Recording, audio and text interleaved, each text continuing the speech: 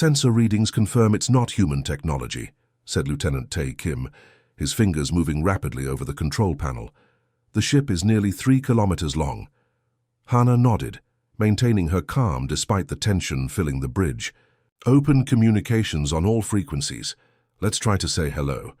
Before they could send any message, their ship trembled as a blue light surrounded them. The Pathfinder was being pulled toward the alien vessel.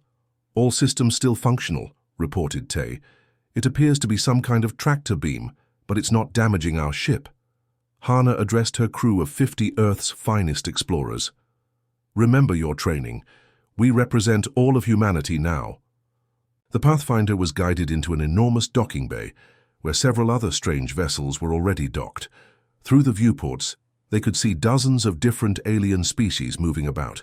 Some had 6 limbs, others floated above the ground, and a few looked almost like tall, thin humans with blue skin. It seems we've stumbled upon some kind of meeting place, said Science Officer Ji-Hoo Nam. Look at all the different species. A message appeared on their communication screen in several languages, including perfect English. Welcome, representatives of Earth. Please prepare for boarding and introduction to the Galactic Concorde. 20 minutes later, Hana led a small team to meet their hosts. The airlock opened to reveal 3 aliens waiting for them. One resembled a tall insect standing upright, another was a floating ball of light, and the third looked like a furry humanoid with 4 arms. I am Coordinator Lox of the Galactic Concorde, said the 4-armed being. We have been monitoring your world for some time and detected your first faster-than-light journey. Welcome to the community of spacefaring peoples. The humans were escorted through wide hallways, filled with even more alien species. Some watched the humans with obvious curiosity, others with what looked like fear. Your delegation is requested. At the council chamber, said Lox. The representatives of 27 advanced civilizations wish to meet you. The council chamber was a massive round room with raised platforms arranged in a circle. Each platform held different alien representatives. The humans were guided to an empty platform marked with Earth's symbol. An alien with grey skin and large eyes spoke first. The council recognizes the representatives of Earth, a Class 12 death world. We must discuss the implications of their entry into galactic society. Hana frowned. Excuse me, what is a death world? The room grew quiet. Lox explained. Planets are classified by environmental conditions. Most intelligent life evolves on Class 3 to 5 worlds with stable climates and low gravity. Your Earth is Class 12 due to its high gravity, extreme weather patterns, high oxygen content, and dangerous wildlife. Another counselor added, species from such worlds tend to be physically stronger and more aggressive than others. Hana understood now why some aliens seemed afraid. We come in peace. We seek only knowledge and friendship. The council began debating whether humans should be welcomed or kept isolated until they could be properly assessed. Some feared humans would be too dangerous or unpredictable. Suddenly, alarms blared throughout the station. Red lights flashed and many of the councillors looked afraid. The Vorlax hive has attacked Outpost 7, announced a voice over the speakers. All available ships are requested for evacuation assistance. Who are the Vorlax? Asked Hana. A hostile hive mind species, said Lox, now rushing toward an exit. They seek to consume all resources in their path. Outpost 7 has over 3,000 civilians. Without hesitation, Hana activated her communicator. Lieutenant Kim, prepare the Pathfinder for immediate departure. We're joining a rescue mission. Several councillors looked shocked. Your small vessel would be no match for Vorlax ships, one warned. We're faster and more maneuverable than your larger ships, Hana replied. We can get in, pick up survivors, and get out while your forces handle the Vorlax. Within minutes, the Pathfinder was speeding toward the outpost alongside 5 alien vessels.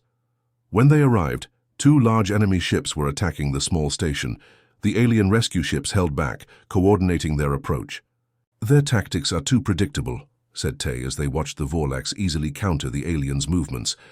Permission to try something different, Captain? Granted, said Hana. The Pathfinder darted forward, performing maneuvers that even human pilots would consider risky. They confused the Vorlak ships by flying between them, causing the enemies to hesitate in firing for fear of hitting each other. This distraction allowed the humans to reach the station and begin loading terrified civilians. When the Vorlaks finally targeted the Pathfinder, Tay's skilled flying kept them just ahead of the enemy weapons. The mission was successful, with the Pathfinder rescuing over 60 civilians who wouldn't have otherwise escaped. When they returned to the Concord station, the Council's attitude had changed. "Perhaps there are advantages to your species' unique evolution," admitted the lead counselor. "Your courage and quick thinking saved many lives today." As Hannah looked at her proud crew, she knew this was just the beginning of humanity's journey. Among the stars. 6 months after first contact, Dr. Jin Park sat in his new laboratory aboard the Concord Station Harmony. Around him, alien scientists watched as he examined blood samples from 5 different species. "Please explain again what you are doing," asked Menno, a tall, blue-skinned scientist with 4 eyes. Jin smiled and held up a small dish. "I'm testing how different species respond to common infections. It helps us understand each other's biology." What Jin discovered surprised everyone. When exposed to mild infections, human cells fought back quickly and adapted. The alien samples either defeated the infection slowly or were overwhelmed by it. "Your immune systems are remarkable," said Menno, leaning closer to the viewing screen. "They don't just fight what they know. They learn and remember for next time." Jin nodded. "Humans evolved on a planet with thousands of diseases. Our bodies had to become good at adapting." News of Jin's findings spread quickly through the Concord. Some aliens were impressed. Others became more worried about humans. Meanwhile, on the newly established human colony of New Terra, Admiral Sung Lee oversaw the creation of the Terran Defense Force. 20 ships were now part of the human fleet, with more being built every month. "The Concord has offered us protection," said his assistant, "but the Council says we should have our own forces too." Sung looked out at the training field, where human soldiers practiced alongside a few alien instructors. "After meeting some of these species, I understand why they're concerned. Most of them have never had to fight for survival like we have on Earth." Their conversation was interrupted by an urgent message. Vorlak's forces had launched surprise attacks in 3 different sectors. Thousands were dead, and Concord forces were struggling to respond. "They want our help," said Sung, reading the message. "The Vorlak's hive mind is predicting all their standard tactics." Within hours, 3 human ships joined the Concord fleet. The alien commander, a reptilian named Thax, welcomed them with obvious relief. "The Vorlaks move as one mind," explained Thax. "They know what we will do before we do it. We have lost 4 ships already." Sung studied the battle displays. "Your tactics are too orderly, too predictable. May I suggest something different?" Thax nodded desperately. "Please." Sung took command of a small strike team. He split the human ships and had them attack from random directions, changing course often. They would appear to retreat, then suddenly turn and attack again. The alien ships watched in amazement as the human vessels performed maneuvers they considered too risky. The Vorlak ships, used to enemies who followed standard patterns, could not adapt quickly enough. "It's working," exclaimed Thax as a Vorlak ship exploded. "Their coordination is breaking down." After driving off the Vorlak's fleet, Admiral Sung explained his tactics to the amazed alien commanders. "Humans have fought each other for thousands of years," he said. "We learned that being unpredictable keeps you alive. The Vorlak's hive mind thinks as one, so it expects the same from its enemies." Captain Hannah Park stood on the bridge of the TSS Pathfinder, her heart racing as the massive alien ship appeared on their view screen. It was humanity's first journey beyond their solar system, and no one had expected to encounter advanced alien life so quickly. Word of the victory spread quickly through the Concord. Human tactics were suddenly in high demand.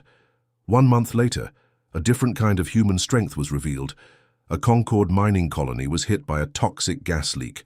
The environmental systems failed, and the air filled with poison. Most aliens evacuated immediately, but 3 workers were trapped in a lower level. The gas was too toxic for rescue teams to enter without special equipment, which would take hours to arrive. Engineer Min Kang, one of the few humans working at the colony, heard about the trapped aliens. Without hesitation, he grabbed an oxygen mask and ran into the contaminated area. "The gas will still touch your skin," warned his alien supervisor. "It will cause severe pain and possible damage."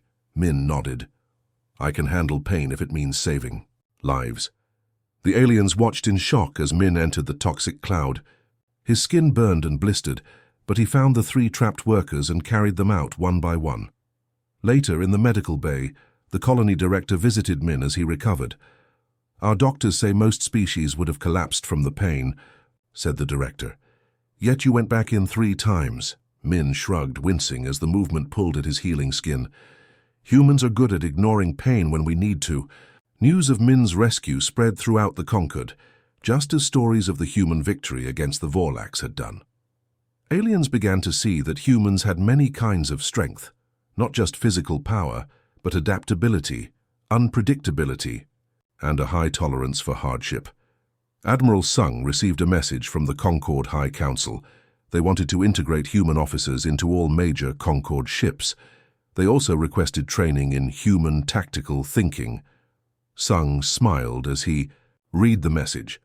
6 months ago, many aliens had viewed humans as dangerous primitives from a deadly world. Now they were beginning to see the advantages of having evolved on such a challenging planet. As he looked out at the stars from his office window, Sung wondered what other human traits would prove valuable in the coming days.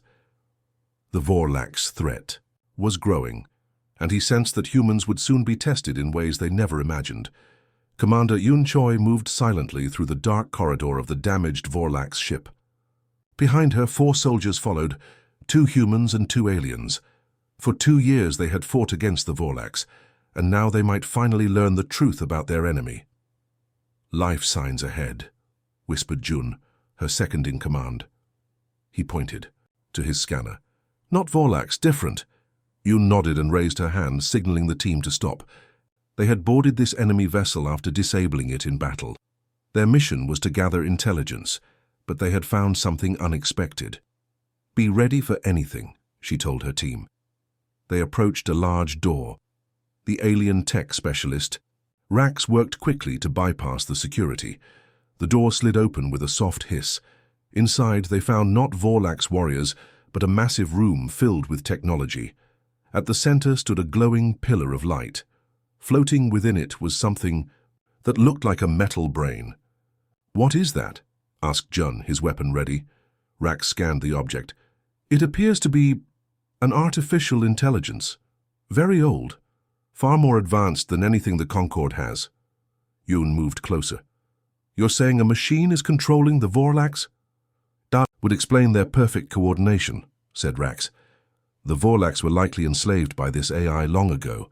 They collected all the data they could before planting explosives and escaping." As they watched the enemy ship break apart from a safe distance, Yun knew this discovery would change everything. Back at the main Concord base, Admiral Sung Lee listened carefully to Yun's report. When she finished, he called an emergency meeting. "With the Concord leaders. We aren't fighting a hive mind," he explained. "We're fighting an ancient artificial intelligence that is using the Vorlax as its tools." The alien representatives looked troubled. One spoke up. "If this is true, we may need to reconsider our strategies. Our forces are tired. Many are ready to surrender." Sung frowned. "Surrender? After only 2 years of conflict?" 2 years is an extremely long time for a war," explained a tall, thin alien diplomat. "Most conflicts in Concord history last weeks, or months. Our species are not adapted for extended fighting." Sung exchanged glances with the other human officers in the room. On Earth, wars had sometimes lasted decades or even centuries. "Then we need to help your forces adapt," he said. "Humans have sadly had much experience with long wars." In the following weeks, human psychologists worked with alien military leaders. They introduced concepts that seemed obvious to humans, but were new to many aliens: rotation of troops to prevent burnout, rest periods, and mental health support. Meanwhile, Commander Hyun led special missions targeting the AI control centers they now knew existed on larger Vorlax ships. Her mixed teams of humans and aliens became legendary for their success rates. During one planning session, an alien commander asked Yun how humans could handle so much stress without breaking. We break too, she admitted. But we've learned how to piece ourselves back together. And we've learned that sometimes the only way past pain is through it.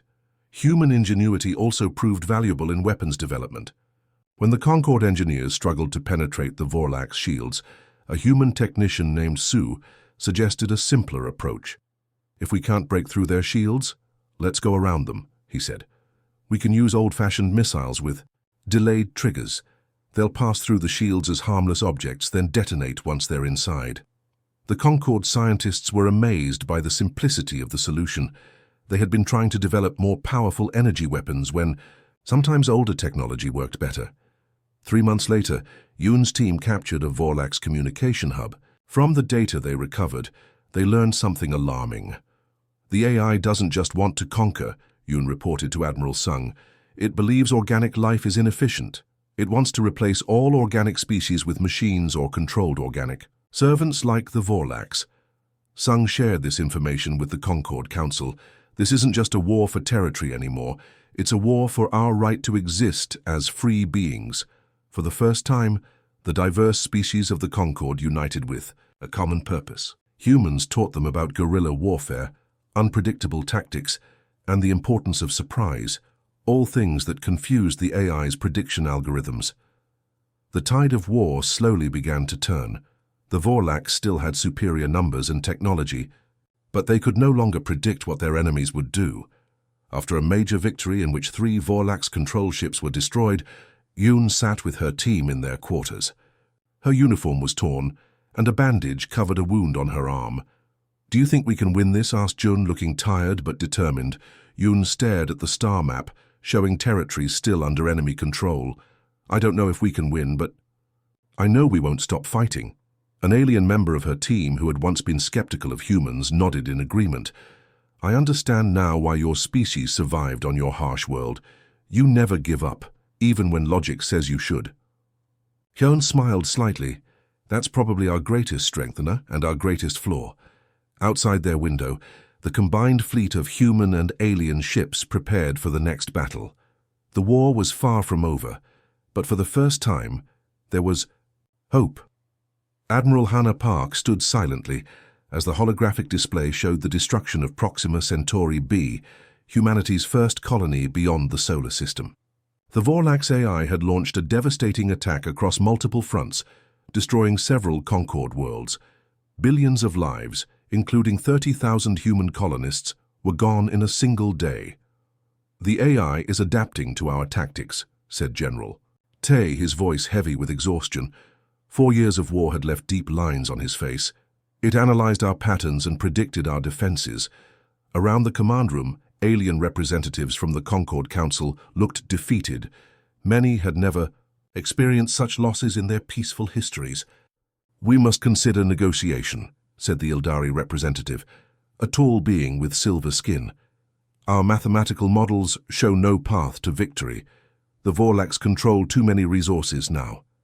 Negotiate with a machine that wants to enslave or destroy all organic life?" Hannah's voice was quiet but firm. "There can be no compromise with extinction." The council chamber fell silent. After a moment, the Ildari spoke again. "Admiral Park, we respect your species' strength, but you must understand, many of our peoples have never faced such desperate circumstances. We have no historical reference for continuing a fight that cannot be won." Hannah looked around the room at the alien faces. She understood their fear. Their species had evolved on peaceful worlds, developing technology and cooperation without the constant threats humans had faced throughout their history. "May I tell you a story about Earth?" she asked. The council members nodded, curious. 12,000 years ago, a massive ice age threatened to wipe out humanity. We had no technology, no real understanding of what was happening, just the cold that kept spreading. Hannah walked slowly around the chamber as she spoke. Then, 3,000 years ago, a volcanic eruption blocked the sun and caused global crop failures. 1,000 years after that, a plague killed nearly half the human population of Europe. 200 years ago, we fought wars that engulfed the entire planet. Twice. She stopped walking and faced the council directly. Each time anyone making predictions would have said humanity was finished. Each time we survived. not because we were stronger or smarter than the disaster, but because we refused to accept the end. An alien counselor tilted its head. Is this what humans call hope? Partly, said Hannah, but there's another human trait at work too, something we call spite. Spite? Asked several aliens at once, their translation devices struggling with the concept. It means continuing to fight even when all logic says you should surrender. It means surviving not just because you want to live, but because you refuse to let your enemy win. The senior diplomat from Ildari made a sound like soft bells, their version of laughter. That is the most human thing I have ever heard. You continue fighting not just for survival, but to prove your enemy wrong. For the first time in days, the mood in the council chamber lightened slightly. Perhaps, said the diplomat, this spite is exactly what we need now. Commander Yun Choi entered the chamber, her uniform still dirty from her latest battle. Admiral, we've analyzed the data from the recent attacks. The AI has a pattern. All commands flow from a central nexus. Hannah looked at the tactical display Yun activated. It showed a heavily defended planet, deep in Vorlak's territory. If we could reach the central AI core and destroy it, continued Yun, the entire Vorlak's force would be thrown into confusion. That planet has more defenses than any target we've ever seen, said General Tay. Getting a fleet there would be impossible. Not a fleet, said Yun. A single ship. Small, fast, with the best pilots we have. The room erupted in discussion. Some called it suicide. Others called it their only chance. After hours of debate, a plan began to form. A special ship would be built, combining the best technology from all Concord species with human ingenuity. The mission would require volunteers who understood they might not return. Hannah was not surprised when every human in the fleet volunteered, along with many aliens who had fought alongside them. 1 month later, a small ceremony was held before the mission launched. The chosen team, 6 humans and 4 aliens, stood before representatives of all Concord species. The Ildari diplomat approached Hannah, who would lead the mission personally, despite her admiral rank. I have studied human history since our last meeting, said the diplomat. Your species has indeed survived much that should have destroyed you. I believe your spite may save us all. Hannah smiled. It's not just spite that drives us. It's also hope for what comes after. And if there is no after for those who go on this mission? Hannah looked at her team, all prepared to sacrifice everything. Then we make sure our last act means something. As they boarded their ship named Defiance, Hannah felt a strange calm. Whatever happened, humanity had already changed the galaxy.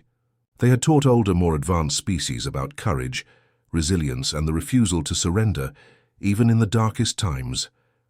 The Defiance lifted off, heading toward what might be their final battle, carrying with them the unbreakable human spirit. The Defiance shuddered as another explosion rocked the ship. Admiral Hannah Park gripped her command chair and checked the status display. Only 3 of their 7 engines still worked. The shields were failing, but they were close to their target. Status report, she called out. Commander Jun Han looked up from his station. His face was cut and bleeding. Life support is failing. Admiral, we have 18 minutes of oxygen remaining. Hannah nodded calmly. Then we'd better hurry. Their small ship had done the impossible. They had broken through the massive defenses around the Vorlak's command world by using a dangerous route through an asteroid field. No logical AI would expect living beings to take such a risk. Prepare for landing, ordered Hannah. Remember, our mission is to reach the central AI core, nothing else matters. The team of 6, 4 humans and 2 aliens, moved quickly once they landed. They fought their way through Vorlak's warriors, using the special weapons designed to disrupt the signals controlling them. The aliens in their team, Lox and Menno, had become as determined as the humans. The entrance to the core should be ahead, said Menno, checking a scanner. But the main doors are sealed. Commander June examined the massive doors. We can't blast through this. We don't need to, said Hannah, pointing to a small maintenance tunnel. We just need 1 person to get through. The tunnel was tiny, too small for the larger aliens. Even most humans would find it a tight fit. Hannah, being the smallest, volunteered. Admiral, you can't go alone, protested June. That's an order, Commander. If I don't return, get the ship repaired and report what we found here. Hana squeezed into the narrow tunnel. The air was getting thinner as their portable oxygen supplies ran low. After crawling for what seemed like forever, she reached a small chamber. In the center stood a glowing column. Inside it floated what looked like a metal brain, the ancient AI that had enslaved the Vorlax and now threatened all organic. "Life, you have come far, human," said a mechanical voice. "Farther than my calculations predicted." Hana stood before the AI, breathing heavily in the thin air. "You made a mistake. You can't calculate human determination." "An interesting theory," replied the AI, "but it changes nothing. Your mission has failed. Even now, my forces are surrounding your team, and you have no weapons that can penetrate my shields." Hana smiled. "I'm not carrying a weapon." She pulled out a small device from her pocket. It wasn't a bomb or a gun. It was a data drive. "This contains a virus created by both human and alien minds working together. It doesn't attack your systems directly. It simply asks you questions you can't answer." The AI's lights flickered slightly. "What questions could possibly trouble an intelligence like mine?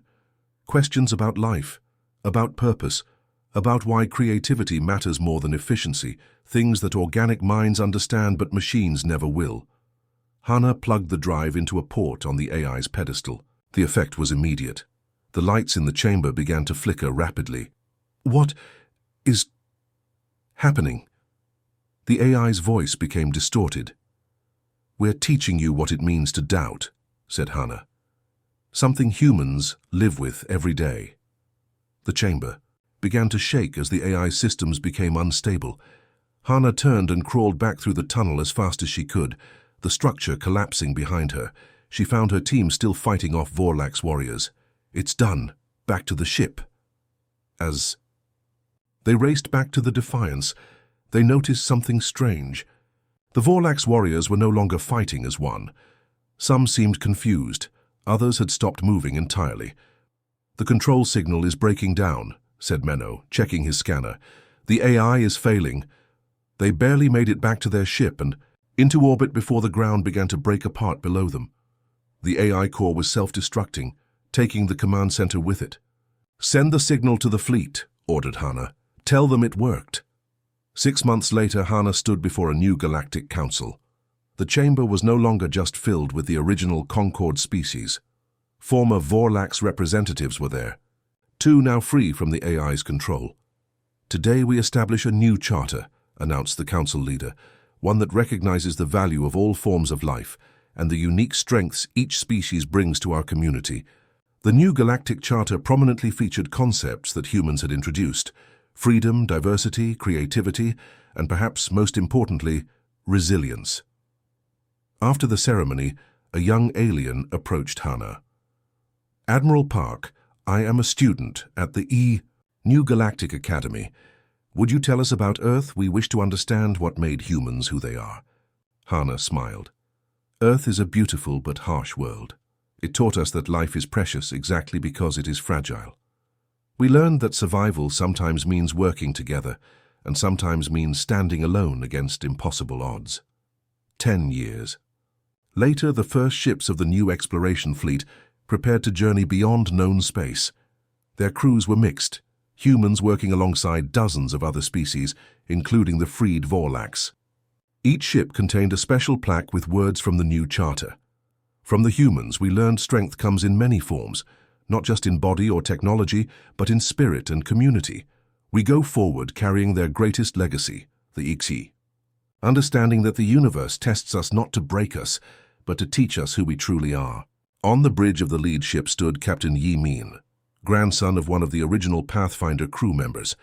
As they prepared for their first jump to unexplored space, he thought about how far they had all come.